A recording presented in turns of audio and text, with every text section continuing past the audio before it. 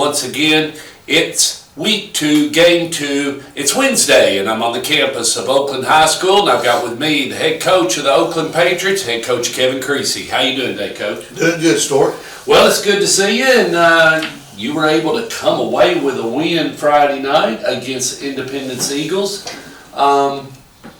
Had some construction going on here, and how did some of that logistics go? Did you hear any feedback? I know you were focused on the game and what you needed to do to take on Independence, but as far as what Mr. Marshall and some of the other people have to deal with here, athletic director, and basically just getting things into the concession stand and all of that, but people coming into the gate, and you got officials, and I mean, that little old parking lot back there, it's used for a lot of things, but anyway, it was closed off Friday night. How did that go? Yeah, people made adjustments, gave them a little map to go by. Okay. Tried to show them what was available, what wasn't. And like I said, we're having trouble with some parking. There's only so much parking, and there's more of a walk than there used to be. But, I think everything went pretty good. We had a kind of a football kickoff with our faculty and students, and they had a great crowd. It was well attended, and like I said, a bunch of people stayed after school and made it work, and like I said, had a big crowd because of it. And is that the first time you ever did it? You did it because of the construction situation? No, I think Mr. Marshall picks a week every year to do that, and celebrates the faculty a little bit, cooks up some nice hot dogs, some snacks, and has a Dunkin' booth and makes it a celebration and makes it an event, and people want to stay around and definitely want to go to the ball game afterwards. Let's get into that 48 minutes you had this past Friday. What were some of the things that you thought that you did real well on defense as far as the Oakland Patriots, and had a new guy running it, and that was head coach David Watson. So yeah. we get to grade David, so let's dive right in. What was some of the things went well, Coach? He had a shutout going for a long time. Had a little snafu on a punt return. Yeah. Got hit. One of our anti-gunners got hit with the ball and gave them great field position inside the 10. Yeah. So their, shutout went out the window after that. But, assignment football, playing an option team, I thought they did a good job of, not giving up a big play and pretty much making those guys earn it all the way down the field. So overall, good night of tackling, good night of, getting off of blocks, didn't give up a big play, and got a couple things to clean up, had a personal foul, had a face mask penalty, stuff like that, but all those things are fixable. Yeah, and played a little bit aggressive. Sometimes, face mask, if you're going down or you're reaching or something like that, sometimes you do it, but you don't mean to, and that may sound, Coach, I didn't mean to do that, but it does happen sometimes. It's your hands, because you are playing with your hands if you're on defense. We told the referee that we didn't mean to do it, but they threw the flag anyway and marked off 15 yards, but we're going to try to get better at that. You also had another side of the ball and had a chance for Kyler Creasy to get up in there and run the offense and call it his offense and call the shots and everything. He did pretty good, didn't he? Not bad. I think a little over 100 yards passing. Was able to throw a deep ball to Kalijah King for a touchdown. So that was good. Had two good running backs go over 100 yards, so I had some credit to those guys, but also our offensive line. Offensive line did a really good job of opening up some holes, and like I said, it was a pretty good night for the offense. Just got to do better, finishing drives. Got in the red zone some, and didn't finish drives. Unfortunately, missed a field goal. Yeah, very disappointed in that. But Jacob Taylor's our kicker. Up for Mr. Football last year. Didn't miss a field goal the whole year. And was 87-88 on extra points, and he ended up missing a couple extra points the other night. So, the battery has changed, so we got to get that worked out. Kyler's one of the holders, so, we got to make sure that we get that right on the middle of the tee and stuff like that. So, it's one of those deals where we got a good snapper, good holder, good kicker. We just got to get them all on the same page, and that's what week one's for.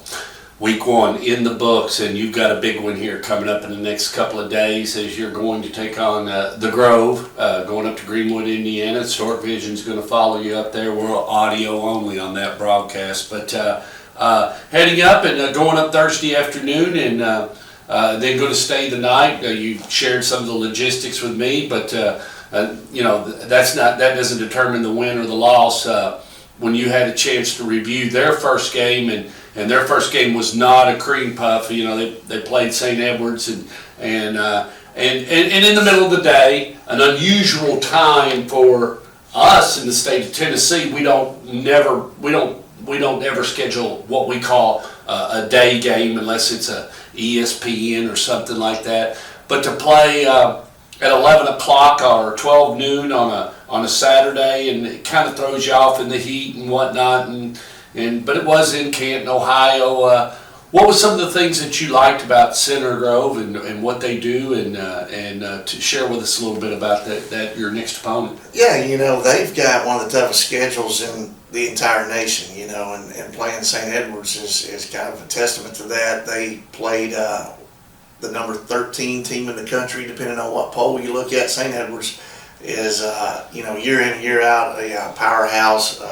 Got 3 Division I offensive linemen, I believe. All of them are around 6'5", 300. So that could definitely weigh on you, at a noon ball game, whether it's in Ohio or Tennessee or wherever. I thought it was pretty cool. They got a kickoff classic, game where they're actually at the Football Hall of Fame. Yeah. And played on that field and that stadium. And so it was pretty cool for them. And like I said, they're not shying away from anybody.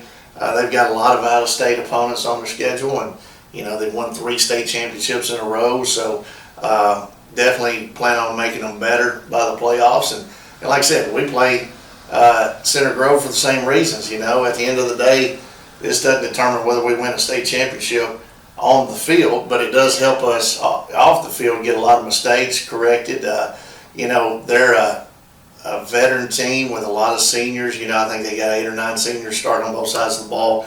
Definitely got some playmakers. Their quarterback's committed to Duke, so he's definitely a gunslinger. Got some weapons to go along with him, but at the same time, it helps us see where we're deficient. It helps us see what issues we've got. We'll have a hard time blocking them up front.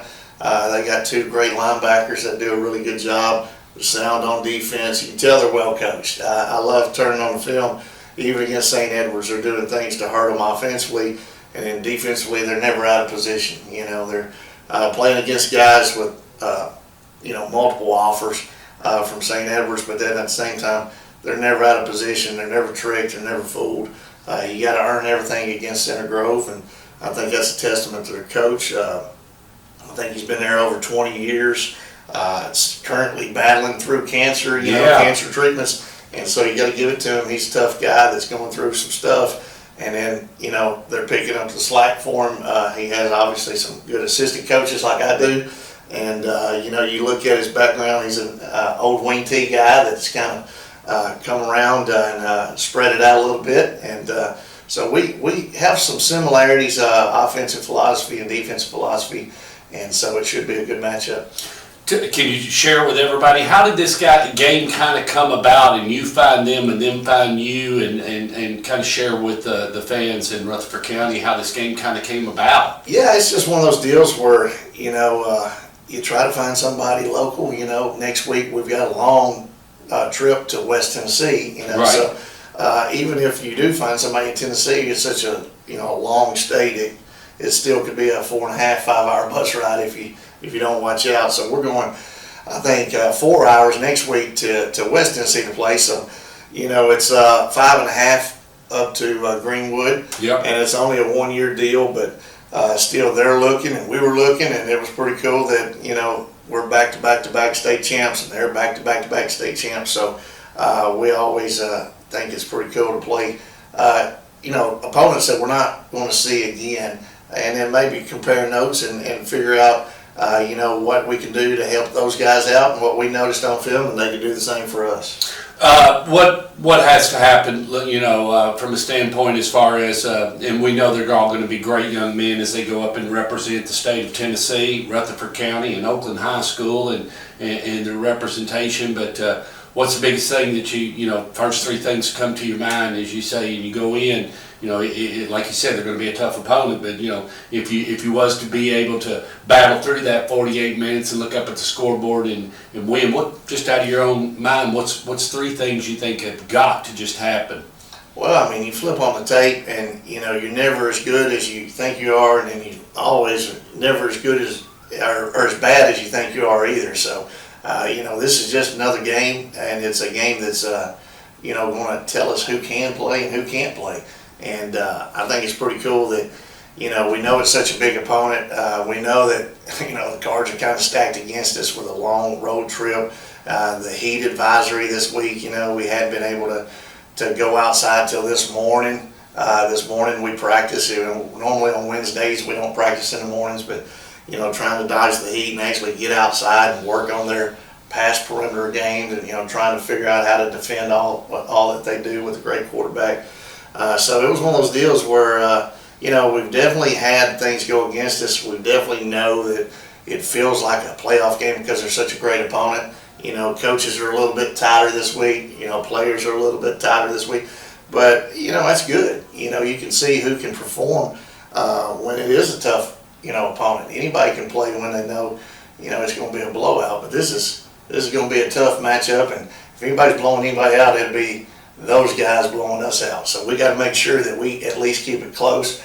We do want to represent the state of Tennessee. We got several guys that played last week out of state, and Tennessee didn't come out on top on a lot of those games. So we definitely want to represent, and we want to, do it the right way. And we went down to Mississippi a couple years ago, and I thought our guys, really represented our school well, our county well, and our state well. So, it's a lot of pressure on our guys, but the biggest thing is go out and compete.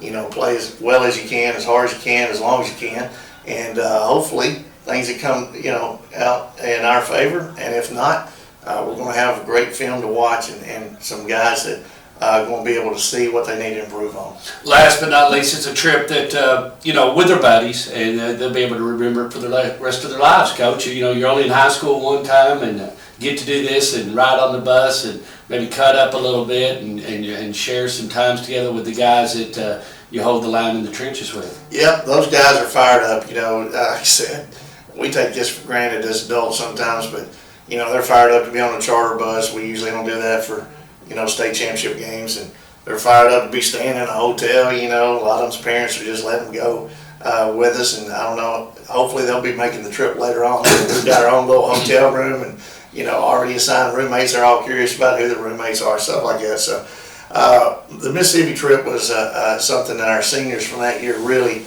hold dear, and it was a great memory. And the ball game was only part of it. Right. So it's pretty cool going on a road trip, and their stadium is going to be phenomenal. They have a great stadium. They got great fan support.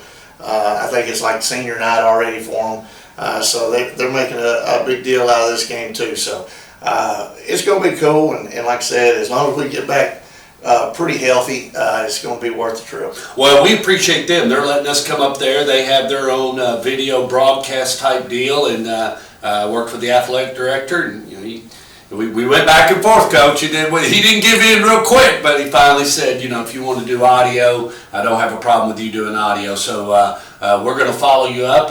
We're taking our team up, and I've got Theorella scheduled, and Judy the Beauty. We won't forget Judy the Beauty. Yeah. And Dean Fox will be sitting and waiting and ready to give us all those numbers of the game. Friday night, kids, that'll be at 6 o'clock that they're going to kick off at Rutherford County time, and that's 7 o'clock Center Grove time. So if you need to find out where the game is, the easiest way to do that is just go out to your Google Play Store or your Apple iTunes. Just download Stork Vision, and we'll send you a notification when we jump on the air, and we'll see you Friday night.